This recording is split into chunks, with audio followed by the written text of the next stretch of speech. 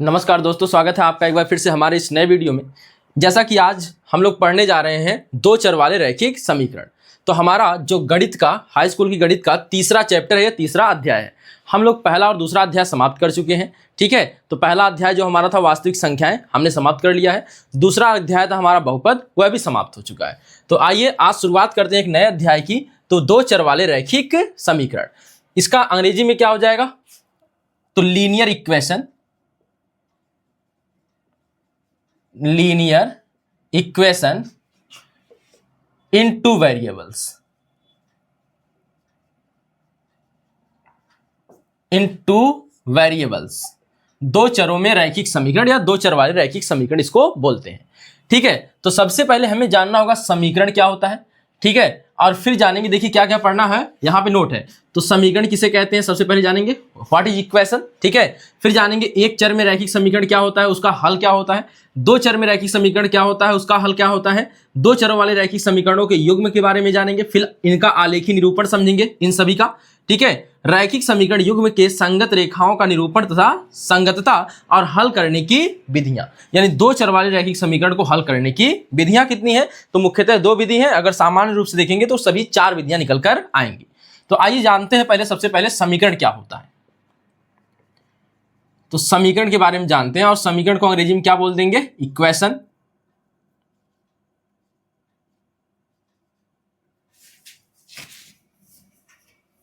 इसको इक्वेशन लिखना है, तो यह हो गया इक्वेशन। ठीक है, तो इक्वेशन किसे कहते हैं? तो बीजीय व्यंजकों के समानता का कथन। बीजीय व्यंजक आप लोग बहुपद वाले चैप्टर में देख चुके हैं। ठीक है, अगर नहीं देखें तो उसका जो पहला वीडियो होगा अच्छे से देखेंगे तो बीजीय व्यंजक समझ जाएंगे। तो बीजीय व्यंजकों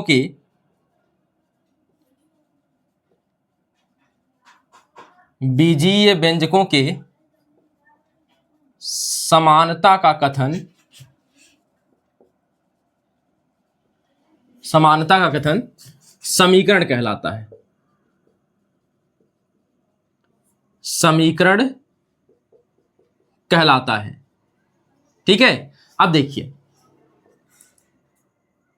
बीजीय व्यंजक आपको पता है 3x + 5 मैंने लिख दिया, तो यह क्या होगा? बीजीय व्यंजक।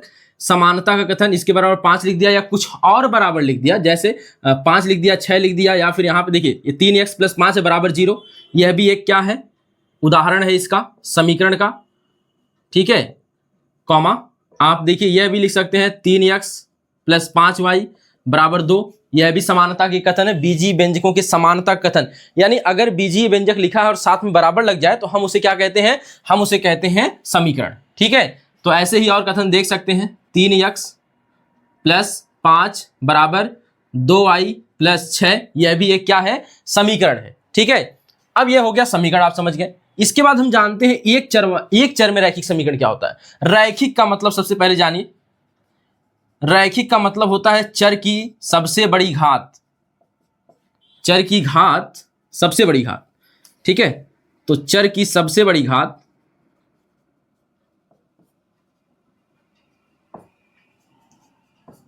एक होनी चाहिए, तो हम उसे कहते हैं रैखिक। हम उसे क्या कहते हैं? रैखिक कहते हैं, लीनियर बोलते हैं। ठीक है, चलिए देखिए अब बात करते हैं वही जो लिखा है। तो यहां पे यह पहला हो गया आपका। दूसरे पर बात करते हैं, तो एक चर में रैखिक समीकरण, एक चर में रैखिक समीकरण। देखिए अब इसको अंग्रेजी में क्या लिखेंगे? Equation, linear equation, linear equation in one variable. यहां एक है इसलिए वेरिएबल्स नहीं लिखेंगे, क्या लिखेंगे? वेरिएबल लिखेंगे। ठीक है, तो एक चर में रैखिक समीकरण, linear equation in one variable. चलिए अब यहां पे बात करें एक चर में रैखिक समीकरण की, तो क्या होता है एक चर में रैखिक समीकरण? तो एक रैखिक समीकरण होगा, यानी चर की अधिकतम घात एक होगी, और एक चर में है तो एक चर ही होना चाहिए। जैसे मैं लिख दूं 3x + 5 = 0, तो इसमें चर एक ही है, यानी केवल x चर है। यक्स क्या है? चर है, और इसकी घात भी क्या है? एक है, तो इसे कहेंगे एक चर में रैखिक समीकरण। ठीक है, तो एक चर वाला समीकरण जिसकी अधिकतम घात क्या हो? एक हो, केवल एक चर एक चर वाला समीकरण जिसकी अधिकतम घात 1 हो, जिसकी अधिकतम घात 1 हो, एक चर में रैखिक समीकरण कहलाता है। एक चर में रैखिक समीकरण कहलाता है। रैखिक समीकरण कहलाता है। ठीक है, उदाहरण देखिए। उदाहरण में क्या हो जाएगा, तो आपको मिल जाएगा, एक एग्जाम्पल मैं लिखता हूं, 3x + 5 = 0। दूसरा एग्जाम्पल इसी के साथ लिख देता हूं, 3x प्लस या 3x = 5 भी लिखा जा सकता है। ठीक है, अब आज लगा देते हैं, यह और भी हो जाएगा। ठीक, इस तरह से यह है आपका क्या, एक चर वाला रैखिक समीकरण। इसका हल कैसे निकालते हैं, तो साथ में यहां पे लिखा गया हल। ठीक है, तो इसका हल निकालने के लिए, जैसे इसका हल निकालना, हल मतलब होता है चर का मान। यहां पे जब भी समीकरण आ जाए तो हल जब भी करना होगा, सॉल्व करना होगा, तो उसका मतलब होता है चर का मान पूछ रहा है। ठीक है, देखिएगा 3x + 5 = 0 है, तो इसके हल के लिए हम क्या करेंगे, 3x = पक्षांतर करके -5, चर का मान निकालना है। ठीक है, फिर क्या आ जाएगा, x = -5/3, ये हो जाएगा चर का हल। क्या हो जाएगा, चर का मतलब कि यह हो जाएगा समीकरण का हल, यानी चर का मान। इसमें क्या हो जाएगा, इसको हल करेंगे तो यह आ जाएगा 3x = 5 है, तो x = 5/3 आ जाएगा। तो सिर्फ चर की वैल्यू निकाल लेंगे, तो एक चर का हल निकालना, एक चर वाले रैखिक समीकरण का हल निकालना बहुत आसान होता है। और इसे हम लोग क्या करते हैं, आलेख इसका नहीं बनाते हैं। ठीक है, आलेख बनाने के लिए 2 चर होना आवश्यक है, तो इसके लिए आलेख नहीं बनाएंगे हम। आलेख किसके बनाएंगे, 2 चर वाले रैखिक समीकरण के लिए बनाएंगे। ठीक है, तो आइए अब समझते हैं, इसको नोट कर लीजिए दोनों को पहले। तो यह इसका क्या रहा, पहले का हल। ठीक है, और यह रहा दूसरे का हल। तो इसे हल से नहीं मतलब, यहां पे आप केवल समझ लीजिएगा। और इसका मानक रूप क्या होता है, यह भी नोट कर लीजिए,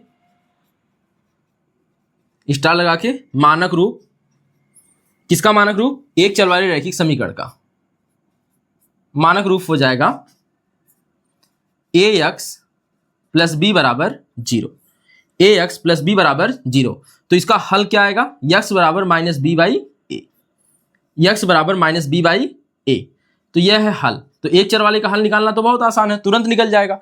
ठीक है, तो इसको आप लोग नोट करिए, फिर हम लोग बात कर लेते हैं 2 चर वाले रैखिक समीकरण की। ठीक है, तो अब देखिए, यह हो गया आपका समीकरण और एक चर में रैखिक समीकरण। एक बार फिर समझ लीजिए, बीजीय व्यंजकों की समानता का कथन समीकरण कहलाता है। और एक चर में रैखिक समीकरण क्या होता है, केवल एक चर वाला समीकरण जिसकी अधिकतम घात 1 हो, हम उसे क्या कहते हैं, एक चर में रैखिक समीकरण कहते हैं, या एक चर में रैखिक समीकरण कहलाता है। जैसे 3x है, चर 1 है और इसकी अधिकतम घात 1 है। 3x = 5 है, तो अधिकतम घात इसकी 1 है और चर भी 1 है। ऐसी 4y - 1 = 0, यहाँ पे चर 1 है और अधिकतम घात 1 है, तो यह भी रैखिक कैसा समीकरण है, एक चर में रैखिक समीकरण है। ठीक है, आइए बात करते हैं 2 चर वाले रैखिक समीकरण। नोट कर लिए होंगे।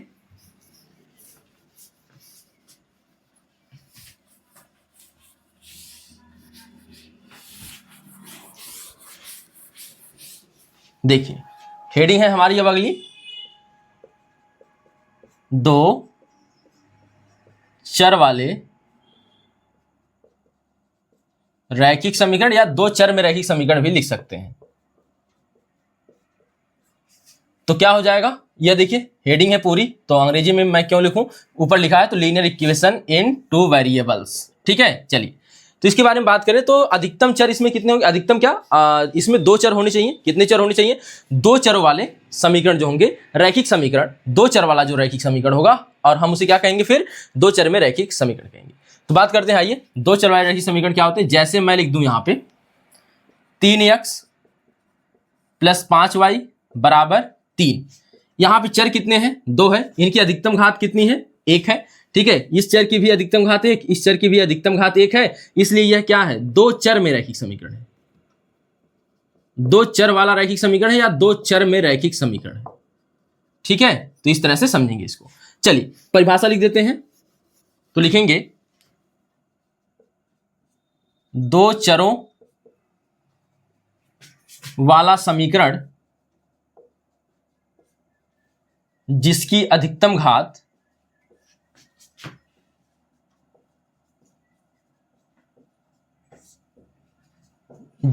लिख सकते हैं, अधिकतम लिखने की जरूरत नहीं है, जिसकी घात 1 हो, दो चर में रैखिक समीकरण कहलाता है। दो चरों वाला समीकरण जिसकी अधिकतम घात या जिसकी घात 1 हो, दो चरों में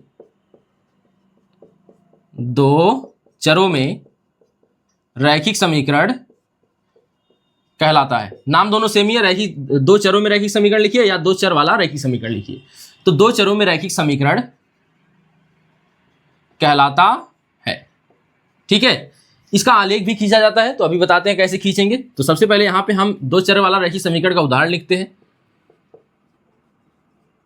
उदाहरण क्या हो जाएगा, एक उदाहरण देखिए, 3x + 5y = 6। ठीक है, दूसरा एग्जाम्पल देखते हैं,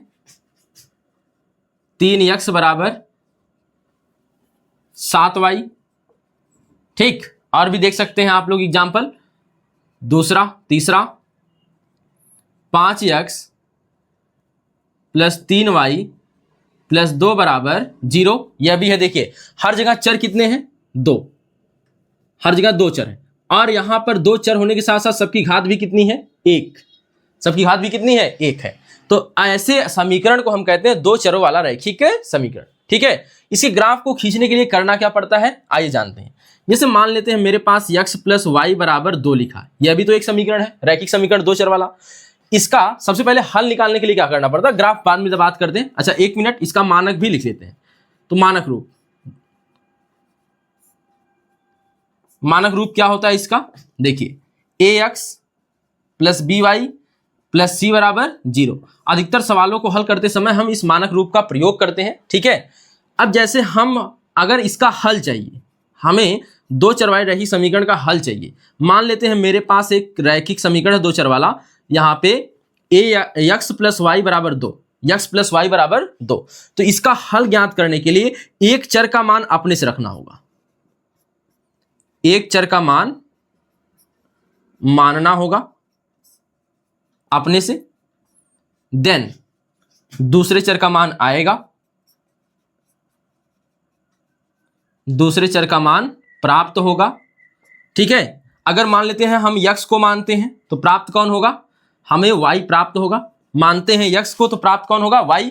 तो आपका जो हल बनेगा वह बनेगा x, y। जैसे आपने 9th में क्या पढ़ा था, 9th में आपने पढ़ा था निर्देशांक ज्यामिति, कोई भी बिंदु दो जो होता है कोटि और भुज से, भुज और कोट से मिलकर बनता है, उसी तरह से यहाँ पे x और y से मिलकर क्या बनेगा, हल बनेगा दो चर वाले रैखिक समीकरण का। तो एक x आएगा हल में, एक y आ जाएगा, और इसे छोटे ब्रैकेट में हमेशा बंद करके लिखेंगे। ठीक है, आइए इस प्रश्न के लिए हम लोग ज्ञात करते हैं। तो पहले इसको उतार लीजिए, फिर हल बताएं इसका कैसे होगा। तो देखिए,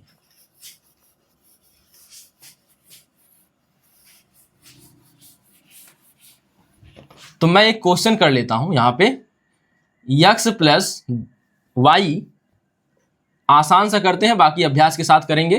ठीक है, x + y = 2 के दो हल ज्ञात कीजिए। देखिए, जो एक चर वाला रैखिक समीकरण होता है इसका केवल एक हल आता है। कितना हल आता है, एक हल। तो दो चर वाले जो रैखिक समीकरण आते हैं इनके अनेक हल आते हैं।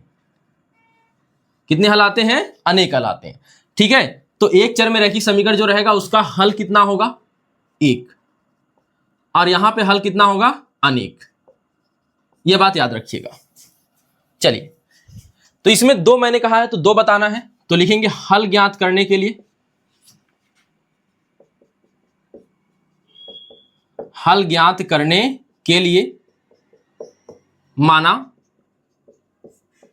x = 1, देन y बराबर कितना आ जाएगा बताइए, x = 1 मानेंगे, देन y बराबर यहां 2 रखिए और 1 यहां पर आएगा। ठीक है, और 1 आएगा तो 1 यहां से पक्षांतर करेंगे, तो इधर जैसे मैं पूरा लिख दूं अगर, तो हमारे पास है x + y = 2, लेकिन x का मान मैंने 1 माना है, तो यहां पे कितना रख दूंगा, 1।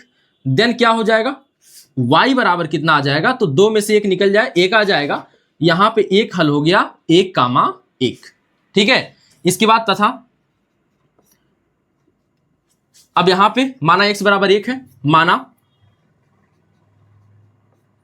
x बराबर 2, x बराबर 2, देन यहां पे रहेगा x प्लस वाई बराबर आपके पास कितना रहेगा 2, लेकिन x का मान मैंने 2 मान लिया है तो यहां 2 रख दूंगा।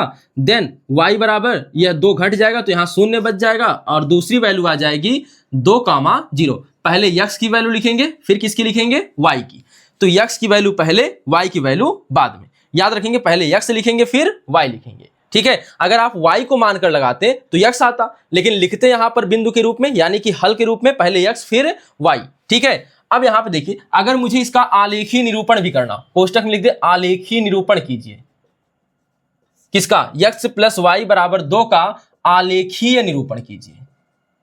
ठीक है, तो आलेखी निरूपण करने के लिए कम से कम 2 हल चाहिए होते हैं और मैंने 2 हल निकाला हुआ है। ठीक है, उपरोक्त के लिए सारणी, उपरोक्त के लिए सारणी, उपरोक्त हल के लिए लिख सकते हैं, उपरोक्त हल के लिए सारणी क्या हो जाएगा, देखिए 1 लिखेंगे यहां पे x और यहां लिखेंगे y। तो यहां बताइए x पहला x होता है और दूसरा कौन होता है y, फिर दूसरा बिंदु है 2 और अगला कौन है 0, और भी हल निकाल सकते हैं। ठीक है, अब लिखेंगे, अब बना लेंगे इसका क्या निर्देशांक ज्यामिति की तरह चित्र बना लेंगे। ठीक है, यहाँ x कामा x, यहाँ पे x हो जाएगा, यहाँ x डैश, यहाँ y डैश। ठीक है, यह हो जाता है हमारा मूल बिंदु जिसे 0 0 दर्शाते हैं। ठीक है, बाद में धीरे धीरे आपको यह आएगा समझ में, तो पहले यहाँ पे जान लीजिए यह निर्देशांक ज्यामिति से आता है।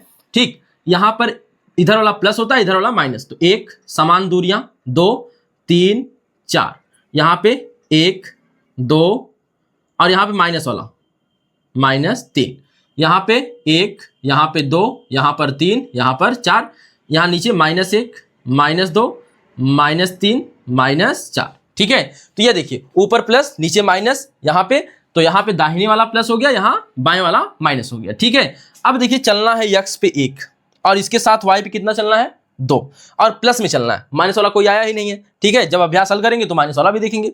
x पे 1 चलना है, y पर 2 चलना है, तो x पर 1 तो x पर प्लस और चलना है तो यहां पर आ गया। y पर कितना चलना है 2, y पर कितना चलना है 2, लेकिन अब अगर हम इनका बिंदु खोजेंगे तो इनसे मिलने वाला बिंदु यहां पे आएगा। अगर हम पीछे बढ़ाते इधर बढ़ाते तो नहीं मिलता बिंदु, यहां पर मिलेगा 2,1 2,1,2 सॉरी 1,2।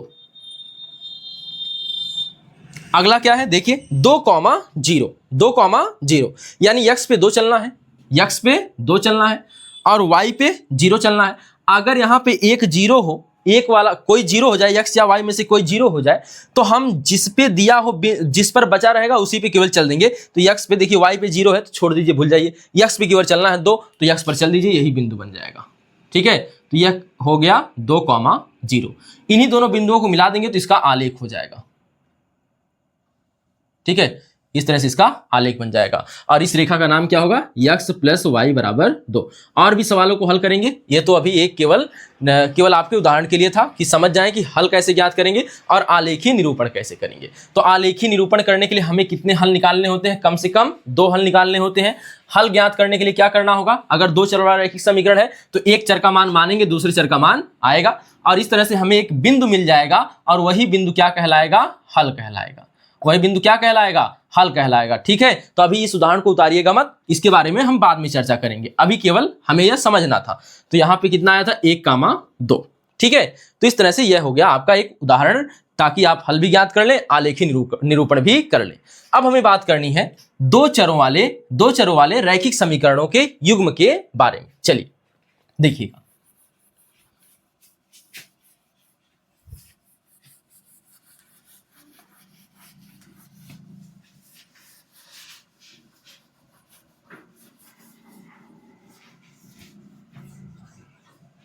तो अगली हेडिंग है आपकी 2 चरों वाले रैखिक समीकरणों के युग्म।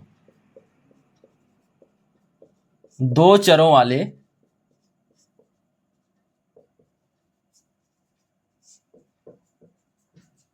रैखिक समीकरणों के युग्म। ठीक है, तो अब देखिएगा, अब यहां पे अगर बात करें परिभाषा लिखने की, तो मैं परिभाषा नहीं लिखूंगा, केवल समझिए इसको। तो दो समान चर होने चाहिए, दोनों समीकरणों में चर समान होने चाहिए और चर दो होने चाहिए। जैसे मैं इसका मानक रूप सीधे लिखता हूं, a1x plus b1y plus c1 बराबर 0, यह एक समीकरण हो गया। अगर मैं यही चर रखता रहूं तो एक यहां पे लिख सकता हूं a2x और b2y, और इसके बारे में आप जानते हैं जो चर के सामने लगा होता है उसे गुणांक कहते हैं, गुणे में। ठीक है, यहां पे c2 बराबर 0, यह समीकरण नंबर 2 हो गया। ठीक है, तो यह दो चरों वाले रैखिक समीकरणों के युग्म कहलाएंगे। तो दो समान चरों में रैखिक समीकरणों को, दो समान चरों के दो रैखिक समीकरणों को हम क्या कहते हैं? दो चर वाले रैखिक समीकरण कहते हैं। दो समान चरों के रैखिक समीकरणों को, दो समान चरों के एक मिनट देखिए, दो समान चरों के दो रैखिक समीकरणों को, दो रैखिक समीकरणों को क्या कहते हैं?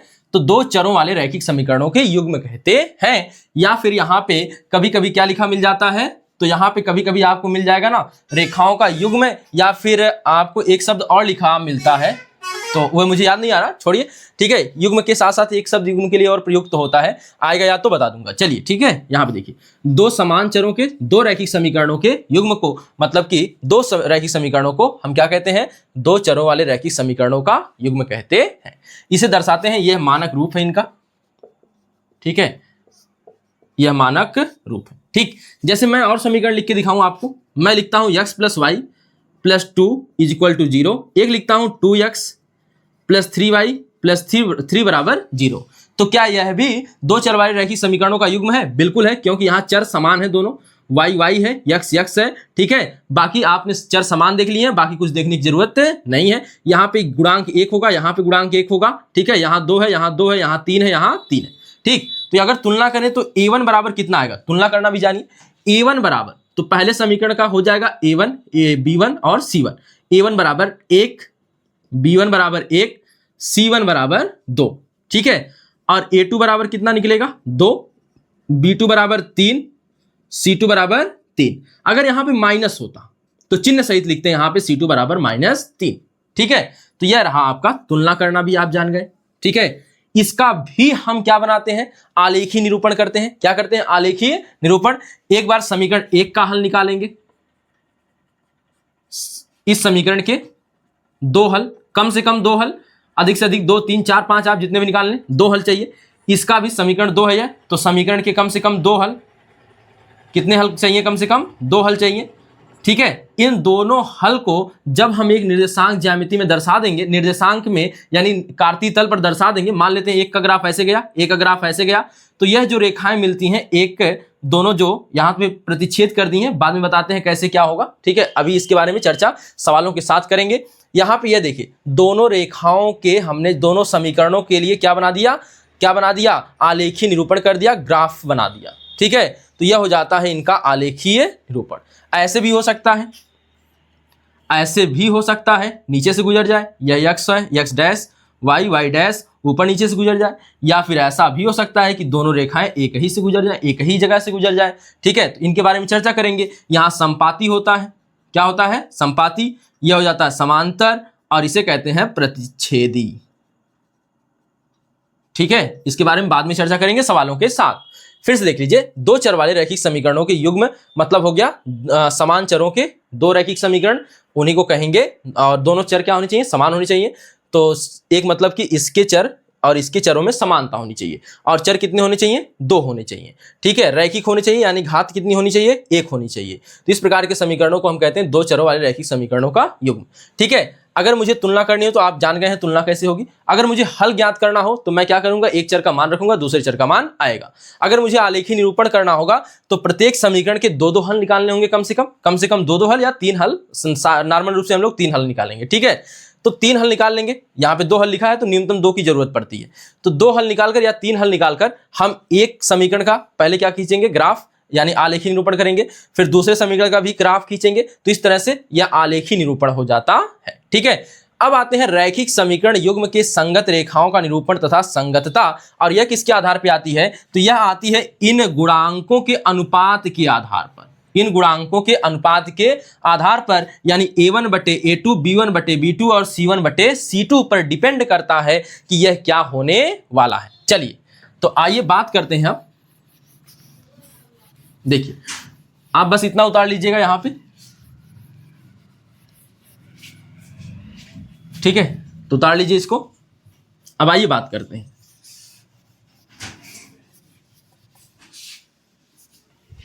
तो आपकी हेडिंग यह है, मैं यहां पे सीधे बनाऊंगा, आप लोग बस देख लीजिए। यहां पे लिखूंगा गुणांकों का अनुपात, ठीक है,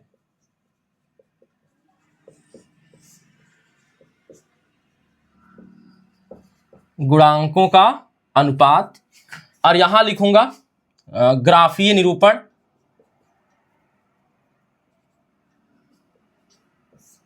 ग्राफीय निरूपण।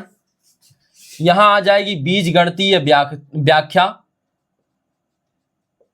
हेडिंग आप ऊपर यह बना लीजिएगा, ठीक है, रैखिक समीकरण युग्म के संगत रेखाओं का निरूपण तथा संगतता, बीजगणितीय व्याख्या, और एक बन जाएगा संगतता, ठीक है। तो यहां से मैं इसको चार्ट में बना दूं। अब तो 3 रूप मिलते हैं। कितने रूप मिलते हैं? 3 रूप। जैसा कि अभी मैंने ग्राफ बनाया था ना, देखिए पहला आता है कि अगर गुणांकों का अनुपात A1 और A2 बटे A2 बराबर B1 बटे B2 हो जाए, ठीक है, इज नॉट इक्वल हो जाए, यह दोनों बराबर ना हो। अगर यह दोनों बराबर ना हो तो जो ग्राफीय निरूपण होता है वह प्रतिच्छेद करता है। दोनों ग्राफीय निरूपण जो होता है प्रतिच्छेदी होते हैं, यानी दोनों रेखाओं का ग्राफीय निरूपण अगर मैं बनाऊं चार्ट में, कहां बनाऊं, यहां देख लीजिए, इसमें बनाते हैं। तो यह रेखाएं कुछ ऐसी प्राप्त होंगी। मान लेते हैं इसका यह x है, यह x डैश है, यह y है, यह y डैश है। यहां से मैंने एक लाइन खींची, एक रेखा यह हो गई, यानी कि एक समीकरण का जो है ग्राफ यह बन गया, दूसरे का ऐसे बनेगा। यह दोनों एक जगह प्रतिच्छेद करेंगे, यह एक जगह प्रतिच्छेद करेंगे। जितने जगह प्रतिच्छेद करते हैं उतने ही हल आते हैं। अगर एक हल आता है तो उसे कहते हैं अद्वितीय हल, इसके अलावा कोई और हल नहीं आएगा। तो एक हल लिख सकते हैं या लिखेंगे अद्वितीय हल, ठीक है। इन दोनों का केवल एक हल आएगा। इन दोनों का कितना हल आएगा? एक हल आएगा, ठीक है। अब देखिए संगतता के बारे में बात करते हैं। संगत मतलब क्या? यह दोनों से मिल रही हैं एक दूसरे से, तो संगत होने का मतलब मिलना, ठीक है। आप किसी के संगत में है यानी उससे मिले हुए हैं, तो यहाँ पे संगत है, यह मिल रही है कहीं पर, तो यहाँ पे कहेंगे निकाय। अच्छा हाँ, देखिए युग्म के लिए शब्द आता है निकाय। यहाँ पे यह भी बोला जाता है 2 चरों वाले रैखिक समीकरणों का निकाय, ठीक है। तो यहाँ पे कहेंगे निकाय संगत है। निकाय क्या है? संगत है। समीकरण निकाय संगत है। आप केवल निकाय संगत है लिख सकते हैं, निकाय संगत है। समीकरण निकाय क्या है? संगत है, ठीक है। तो यह पहले का हो गया। फिर से समझ लीजिए, अगर A1 बटे A2 जो रैखिक समीकरणों का मैंने वहां गुणांक लिखा था A1 और A2, B1 B2 C1 C2, वहां से हम अनुपात ज्ञात करते हैं। अगर A1 बटे A2 is not equal to B1 बटे B2 आता है, A1 बटे A2 is not equal to B1 बटे B2, तो रेखाएं दोनों क्या करती हैं, यानी दोनों जो समीकरण है उनसे बनने वाला ग्राफ एक दूसरे को प्रतिच्छेद करते हैं। एक जगह प्रतिच्छेद कर रहे हैं इसलिए एक हल आएगा, अद्वितीय हल आएगा, और निकाय क्या होंगे? संगत होंगे, क्योंकि मिल रहे हैं, ठीक है। अब बात करते हैं दूसरे की। A1 बटे A2 is equal to B1 बटे B2 is equal to C1 बटे C2। तो यहां पर देखिए सब कुछ, सभी अनुपात बराबर होते चले गए, ठीक है। A1 बटे A2 बराबर B1 बटे B2 C1 बटे C2। इसका जो ग्राफ आता है कुछ इस तरह से आता है, यह x सच x और यह y, ठीक है, y डैश x डैश। अगर मैं बात करूं, एक आ जाएगा यहाँ पे, एक आ गया यहाँ पे, ठीक है। यानी यह एक दूसरे की क्या हो जाते हैं? समांतर। सॉरी, यहां पर ना यह दोनों समीकरण जो होते हैं एक ही पर आ जाते हैं। दोनों समीकरणों का ग्राफ एक ही रेखा से गुजरता है। अगर दोनों एक ही रेखा से गुजरता है तो जब दो रेखाएं एक ही दूसरी पर क्या हो जाए? आपतित हो जाए या एक दूसरे पर ही हो जाए, तो हम उसे कहते हैं संपाती। क्या कहते हैं? संपाती। यानी प्रतिच्छेदी ना होकर यह क्या करेंगे? संपाती होंगे। यहां पर क्या होंगे? संपाती, संपाती हो जाएंगे। तो ग्राफीय निरूपण क्या हो जाएगा? संपाती। और संपाती रेखाएं एक दूसरे को हर जगह प्रतिच्छेद करती हैं, यहां पे भी, यहां पर भी, यहां पर भी, यहां पर भी, यहां पर भी, अनेक जगह, ठीक है, हर जगह प्रतिच्छेद करेंगे। इसलिए इनके कितने हल आते हैं? अनेक हल। कितने हल आते हैं? अनेक हल, ठीक। ठीक है, आगे बात करते हैं। अगर निकाय संगत की बात करेंगे तो मिल तो रहे हैं, हर जगह मिल रहे हैं, तो संगत है प्लस निर्भर है, संगत प्लस क्या है, निर्भर है, एक दूसरे पे पूरी तरह से निर्भर हो चुके हैं। ठीक है, अब देखिए बात करते हैं। एक तीसरा हो जाएगा आपका A1/A2 बराबर B1/B2 is not equal to C1/C2। ठीक है, तो A1/A2 बराबर B1/B2 is not equal to C1/C2, यानी यह जब होता है तो इससे रेखाएं जो आती हैं वह समांतर आती हैं, समपाती नहीं आती हैं। तो x डैश और x डैश हो गया और यहाँ y डैश, तो समांतर होंगे। एक यहां से गुजर जाए, एक यहां से गुजर सकता है, या तो फिर यहां से ना गुजर के यहां से गुजर सकता है। ठीक है, तो इस तरह से यह दोनों रेखाओं के बीच की दूरी सदैव क्या हो जाती है, समान हो जाती है, और यह हो जाते हैं कैसे, समांतर। तो इनका ग्राफी निरूपण समांतर मिलता है, इन दोनों रेखाओं का ग्राफी निरूपण समांतर मिलता है। तो यहां पे कैसी रेखाएं प्राप्त होती हैं, समांतर रेखाएं। यहां प्रतिच्छेदी रेखाएं, यहां संपाती रेखाएं प्राप्त होती हैं। ठीक है, और यहां पर समांतर रेखाएं प्राप्त होती हैं। ठीक, और इसके कितने हल मिलते हैं, अब कहीं नहीं काट रही हैं, समांतर है तो इसका 0 हल, कोई हल नहीं लिखते हैं, कोई हल नहीं। ठीक है, और यहां पे संगत मिले ही नहीं तो संगत नहीं है, तो इसे कहेंगे असंगत। क्या कहेंगे, असंगत। तो इतनी बातें जानते रहेंगे, बहुविकल्पी में इनसे एक आध प्रश्न बन जाता है। ठीक है, तो अब देखिएगा, फिर से समझ लीजिए, गुणांकों के अनुपात से हम चर्चा करेंगे, ग्राफी निरूपण की, बीजगणितीय व्याख्या और संगतता। ठीक है, अगर A1/A2 is not equal to B1/B2 लिखा है तो रेखाएं प्रतिच्छेदी प्राप्त होंगी और एक हल मिलेगा और निकाय संगत होगा। ठीक है, फिर अगर A1/A2 is equal to B1/B2 is equal to C1/C2 मिलता है तो रेखाएं संपाती होंगी और अनेक हल मिलेंगे, रेखाएं संगत और क्या होंगी, निर्भर होंगी। इसके बाद A1/A2 is equal to B1/B2 is not equal to C1/C2 अगर मिलता है तो रेखाएं समांतर होंगी, इनका कोई हल नहीं होगा, और रेखाएं असंगत होंगी, यानी जो होगा संगत नहीं होंगी, या क्या होंगी, असंगत होंगी। ठीक है, तो इसको नोट कर लीजिए, इसको अच्छे से नोट कर लीजिएगा। फिर हम बात कर लेते हैं हल करने की कितनी विधियां हैं। अब हम सवाल, जब हल करने की विधियां तो जान लेंगे, लेकिन सवालों पे चर्चा करेंगे अभ्यास के साथ, तब जानेंगे कि विधियों को कैसे लगाया जाएगा। ठीक है, इसको नोट कर लीजिए। तो अब देखिए,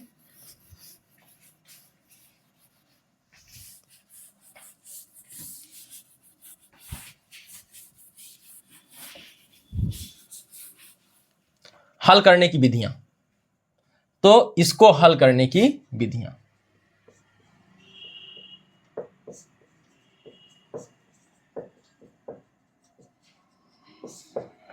तो मुख्यतः दो विधियां हैं। मुख्यतः कितनी विधियां हैं, दो विधियां। एक हो जाएगा ग्राफीय विधि, अंग्रेजी में बोल देंगे ग्राफिकल मेथड, ग्राफिकल मेथड। दूसरी विधि हो जाती है बीजगणितीय विधि, अलजेब्रिक मेथड।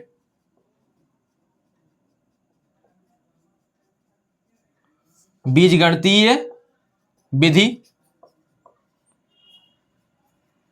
Algebraic method.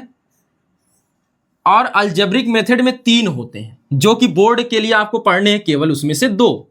तो अलजेब्रिक मेथड में कौन से 3 हैं, तो एक है प्रतिस्थापन विधि,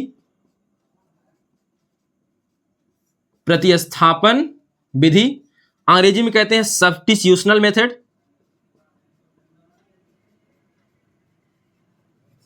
सब्स्टिट्यूशनल मेथड या सब्स्टिट्यूशन मेथड बोलते हैं, सब्स्टिट्यूशन मेथड। दूसरा आता है, दूसरा आपको मिल जाएगा विलोपन विधि,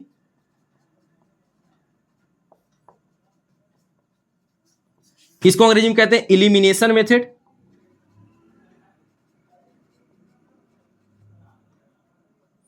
इलिमिनेशन मेथड। और अगला आ जाता है वज्र गुणनखंड विधि। वज्र नहीं होता है, वज्र होता है। ठीक है, वज्र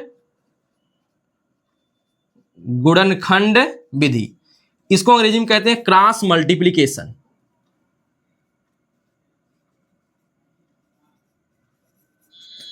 क्रॉस मल्टीप्लिकेशन, ये एक ही में रहेगा मेथड। ठीक है, क्रॉस मल्टीप्लिकेशन।